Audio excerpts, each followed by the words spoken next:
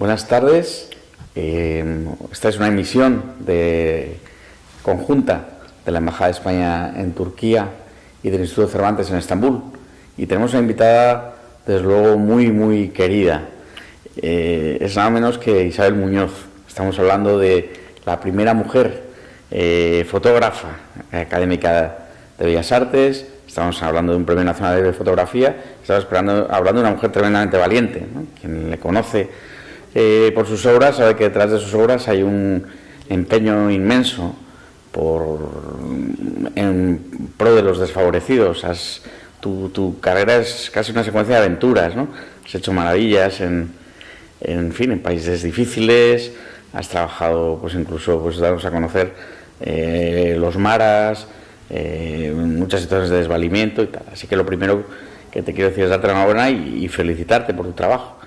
Bueno, gracias, Fernando. A mí me gustaría también agradecer al Instituto Cervantes y a la Embajada de España por hacer posible este sueño, porque gracias a vosotros se va a realizar el gran sueño de poder tener acceso a Göbekli Tepe, el primer templo de la humanidad, ¿no? Y yo me he pasado toda la vida buscando esos orígenes, ¿no? Buscando los orígenes, viendo dónde vamos, dónde estamos y de dónde venimos, ¿no?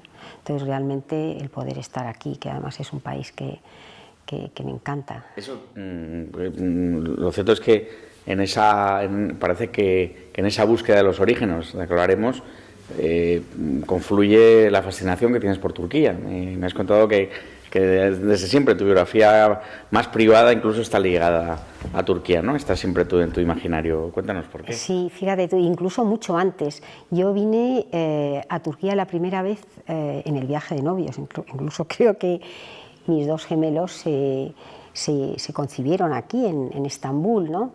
Y luego siempre me ha fascinado su cultura. También tuve la oportunidad de exponer varias veces a principios de los 90 en Turquía y tener acceso a sitios complicados para una mujer de alguna manera, ¿no? Yo quería, por ejemplo, tener acceso a los Guresh, la lucha turca, por ejemplo, que... ¿En qué consiste? Cuéntanos un poco, por favor. Bueno, la lucha turca es fascinante porque es una lucha que viene del siglo XVII y que es un poco la mitología, porque cuenta que habían dos ejércitos en Kirpinar, ¿no?, que estaban luchando, y entonces decidieron que en vez de que lucharan los soldados, que lucharan sus jefes. Y entonces eran tan valientes y tan nobles que la lucha duró días y días y días y no ganó ninguno, porque acabaron muriendo los dos a la vez, y de allí nació el río, ¿no?, que es Kirpinar. Y desde entonces en Turquía se celebran, es un poco también como nuestros toros de alguna manera, porque es una tradición que habla del pueblo turco, es una lucha con connotaciones religiosas, que muchas veces las luchas la tienen, como tú bien sabes, donde está presente lo que es el carácter del pueblo turco, ¿no? Es una lucha donde no es un tema de fuerza, es un tema de inteligencia, de nobleza y de resistencia. Y yo creo que esas cualidades las tiene el pueblo turco, ¿no? Entonces realmente poderte encontrar en Kirpinar o en los distintos sitios que luego seguí, ¿no?, viendo a esos hombres, ¿no?, que al golpe de tambor, ¿no?, con esa sensualidad, porque van vestidos con unos pantalones que se hacen a medida, además, y que, bueno, se embadurnan todo el cuerpo con aceite de oliva, porque además es otra de las cosas que hay en Turquía magníficas, es su aceite. Y luego, bueno, pues primero van bailando, van andando al ritmo, ¿no? Y luego la justa es entre dos luchadores y gana el más inteligente y el más hábil, cuando tumba de alguna manera al oponente, ¿no? Es una lucha, pues no puedas decir una lucha bella, pues sí, porque habla para mí de eso, del pueblo turco. Bueno, el boxeo le llaman la dulce ciencia, así Pues que algo sí. así se Pues podría decir. Pues no lo Sí, sabía, es una manera pero me encanta. de llamar al boxeo, pues algo parecido suena, pues, ¿no? Con todo ese elemento ritual y de trance que cuentas, que sí, eso es. que narras también como retratas, ¿no? Y sin embargo, estamos en Turquía, estamos en la antropología, pero te vas ahora muchísimos siglos atrás, ¿no? Que es este hallazgo de Göbekli Tepe. Bueno, es que estamos ante un hallazgo que ha revolucionado la arqueología, o sea, y todas las teorías que han habido hasta ahora, ¿no? Por contar a nuestros espectadores, se trata, dime si es así, como unas ruinas que hay en el sudeste de Turquía. Y en un principio no se sabía datar muy bien y parece que datan del Mesolítico. Casi es la transición del cazador-recolector a la agricultura, ¿no? Parece que es uno de esos primeros asentamientos. Exactamente, y además es que estamos hablando de 13.000 años. Es que es mucho, ¿no? Totalmente, mucho más, mucho más antiguo que Stonehenge, porque 7.000 años antes que Stonehenge. Piensa que las pirámides 3.000 años, ¿no? Y sobre todo lo que es, aparte de la datación, es muy interesante, ¿no? Porque lo que se ha encontrado allí ha roto todos los esquemas, ¿no? Hay, hasta ahora, fíjate tú, que esto lo descubre Schmitz a finales, en el año 95, es un arqueólogo alemán, y empiezan, claro, a excavar. Habrá ahora como 43 pilares descubiertos, pero es que se sabe que hay más de 200. Y además lo curioso también es que no es un asentamiento como los que han aparecido hasta ahora, no tiene nada que ver con nada de lo que se ha encontrado. Incluso se sabe que todas esas construcciones no han sido habitadas, porque no hay restos. O sea que era un espacio, de alguna manera, y eso sí que se sabe, donde se llegaba, me imagino que trabajarían, claro, porque los pilares, muchos de ellos son 7,5 metros, un pilar de piedra de 7,5 metros, de 500 toneladas, eso, ¿quién lo ha hecho? ¿Sabes? ¿Cuántas personas han tenido que vivir allí, ¿no? Para poder, ¿no?, crear estos templos, ¿no? Porque se entiende que era una ciudad, era un templo, un conjunto de templos. Era un templo, un conjunto de templos, ¿no?, pero no era una ciudad. Sí que están apareciendo, pues a 20 kilómetros, Karajantepe, pero es que de verdad que es alucinante. Y luego además, claro, estamos hablando de ese periodo, pero es que nos han dejado, es como un zoológico, porque nos han dejado esculpidos en la piedra todos los animales que tenían, incluso hay algunos, luego es cuestión de interpretación, ¿no? Hay algunos de los pilares con información también deberían de tener de alguna manera conocimiento del firmamento, de los planetas, Entonces, la verdad es que es apasionante. Además, yo ni soy arqueóloga, pero sí que soy una apasionada y me encanta descubrir, ¿no? Pero poder descubrir y poder trabajar, la verdad es que es interesante. Desde luego, parece que esas primeras culturas son desde luego solares, ¿no? A los dos lados del Atlántico, por un lado, y que siempre, parece que el sedentarismo implica siempre el cuidado de los muertos, ¿no? Porque esas figuras de piedra que comentas parece que velaban, en cierto modo, en su sueño de piedra a los muertos, y se cree que lo que había había túmulos, había algún tipo de enterramiento. Sí, pero es curioso porque, por otro lado, no hay esqueletos. Entonces, lo que sí que se cree es que pasaba un poco como la religión zoroastro, ¿no? Que tenían el culto. Los persas. Exactamente, porque hay muchos aves de rapiña representados, y hay muchos también, como en el maya, azteca, ¿no? que son, de repente ves, es que son pies de Homo sapiens, el cuerpo de Homo sapiens y la cabeza a lo mejor pues de otro animal. Debían de, ¿sabes?, de pájaros y tal. Y lo que yo creo que, por lo que dicen, lo que yo he leído, ¿no?, de alguna manera, que era un poco el principio de Zoroastro, ¿sabes?, que luego lo han hecho, porque dejaban los cuerpos para que fueran devorados o fueran tal, de rapiña, claro, y entonces de alguna manera la cabeza se preservaba. Y de hecho es curiosísimo porque que no se sabe por qué, 3000 años después esos templos se cubren, pero se cubren por el ser humano, ¿no? Y además se cubren y se destroza la cabeza, se corta la cabeza y se pone la cabeza mirando para la pared. Y eso ha estado pues 13.000 menos 9.000 años totalmente escondido, ¿no? La verdad es que es una verdadera joya, ¿no? ¿Qué te llevó a conocer esas ruinas y qué te inspiran para tu trabajo? Sí, es que yo tenía y sigo teniendo la idea en esa búsqueda que llevo toda la vida de buscando los orígenes, ¿no?, después de los grandes simios, ¿no? Y iba buscando, hay una serie de cuevas que me interesan, ¿no?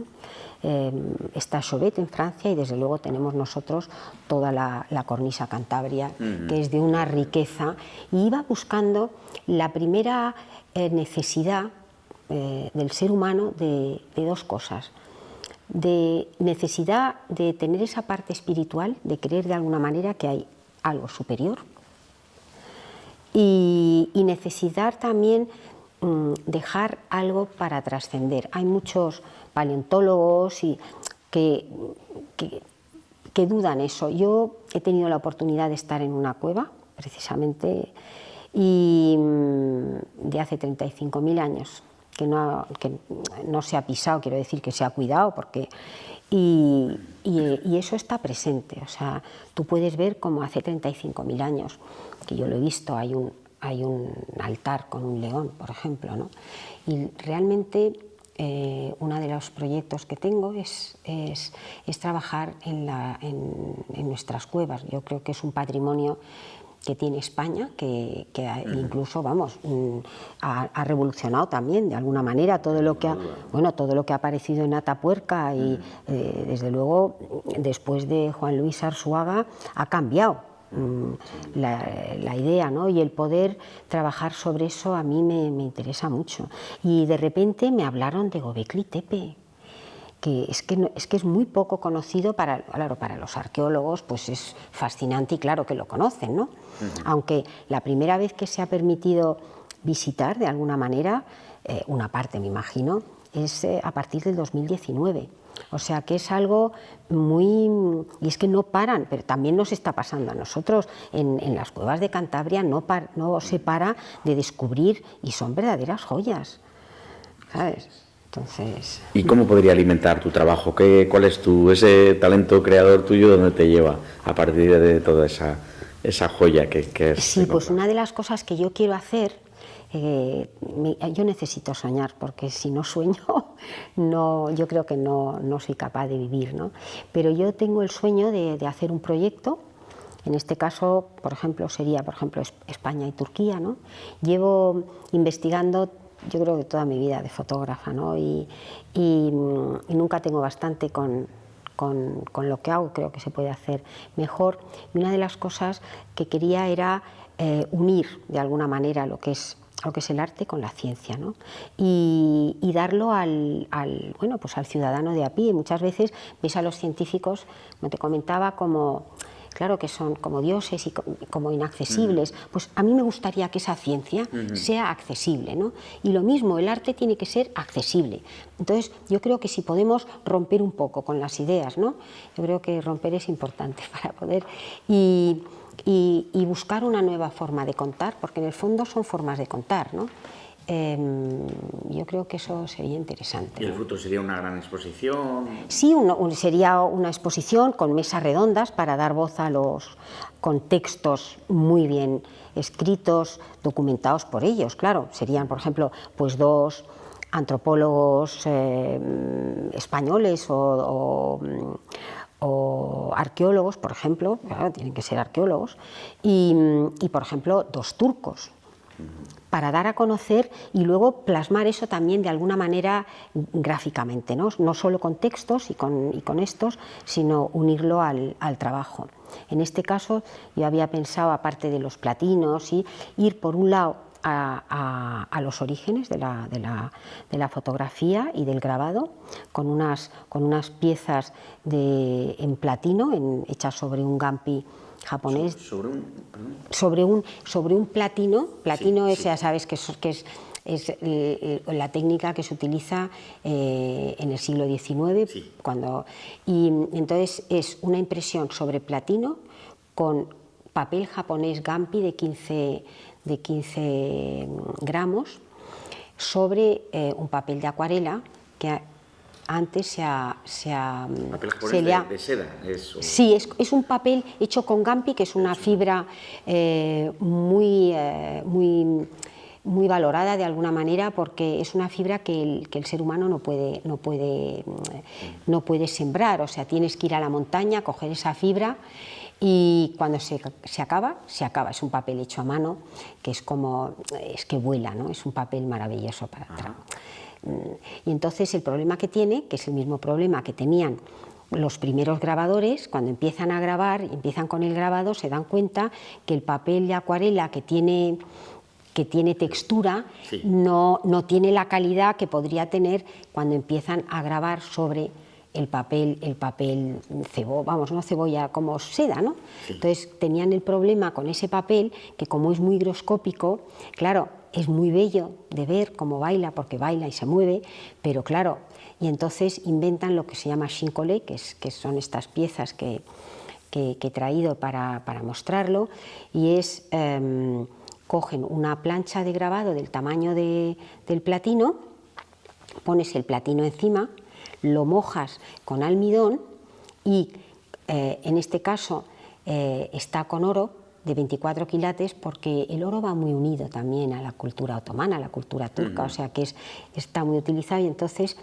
lo aplicas con un tórculo y ese tórculo sella esa imagen, y claro, tiene una transparencia, es muy especial esa textura. Y luego quiero también, aparte de hacer que he estado investigando, que además lo quiero hacer también en nuestras cuevas,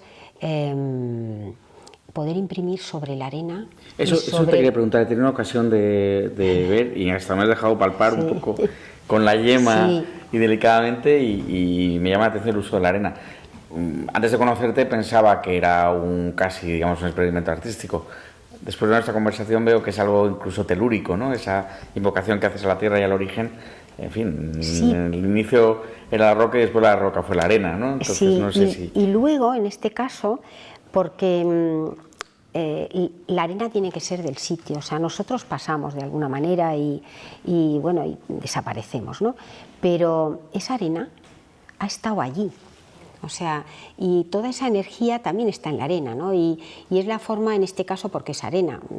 Lo he hecho con coral, porque es la forma también de añadir de alguna manera a esa imagen ese otro mensaje, ¿no? del calentamiento. Pero bueno, en este caso es porque es una forma de que esté más presente lo que ha pasado allí, ¿no? Y claro, allí no utilizaban pigmentos, que se sepa, porque eran como esculturas y más bien bajorrelieves. Pero, por ejemplo, cuando pueda hacerlo de nuestras cuevas, lo que quiero es trabajar con los mismos pigmentos que han trabajado. Entonces, son muchas cosas, ¿sabes?, lo que hay en eso, ¿no? Entonces, bueno, pues también quiero hacer piezas cada vez, es que nunca tengo suficiente. Ahora estoy investigando mucho sobre piezas en movimiento y en vídeo y tal, y sí que voy a hacer alguna pieza de estas, ¿no? Entonces, bueno, para mí es un sueño todo este proyecto, la verdad. Cuéntanos la recreación de ese sueño. ¿Qué te gustaría? Esa gran exposición, que fuera en España, que fuera en Turquía, que tuviera ese aporte de ciencia, Sí, a mí me gustaría, acabamos de estar hablando, ¿no?, de las relaciones España, en este caso Imperio Otomano, pero España con Turquía, ¿no? De la misma forma que yo me he enamorado de Turquía, ¿sabes? Yo creo que el poder mostrar, ¿sabes?, esa relación que hay entre estos dos países, ¿no? No solo pues hasta a través de los caballos, o sea, a mí lo que me gustaría es, por un lado, que se hiciera primero, porque nace aquí, una exposición aquí en Turquía, de esa forma, ¿no?, con la colaboración con los científicos que conocen el tema, y a medida que se vaya teniendo también el trabajo de nuestras cuevas, que termine siendo un proyecto con las dos cosas, y que se exponga no solo aquí, sino en España, y que viaje, porque no es tan conocido el tema de Göbekli Tepe, ¿no? Y yo creo que el poder hablar no solo de 35.000 años, sino a la vez poder hablar, porque la imagen, yo creo en el poder de la imagen, ¿no? Cuenta cosas, ¿no? Sino contar todas aquellas cosas que han pasado hasta hace 13.000 años, ¿no? A mí la verdad es que para mí sería un proyecto ambicioso, pero una vez haces uno, luego ya va viajando, ¿no? Pero yo creo que es un sueño legítimo, creo que es un sueño realizable, y creo que es deber de las administraciones públicas desde luego el hacer lo posible porque sea verdad, ¿no? Porque pues cuando despiertes ese sueño creo que es fantástico, además, ese diálogo a muchas bandas que propones entre la antropología, el arte, la ciencia. Sí. De ahí solo puede salir resultados muy, muy fecundos, Isabel. Pues inshallah, como acabas de decir, que te encanta, sí, ojalá. Seguro, trabajamos en ello. Felicidades. Muchas gracias, y termino Fernando. como empecé, desde luego que es un verdadero privilegio tenerte estos días en Estambul con nosotros. Gracias. Nos veremos pronto. Gracias por hacerlo posible, de verdad, Fernando.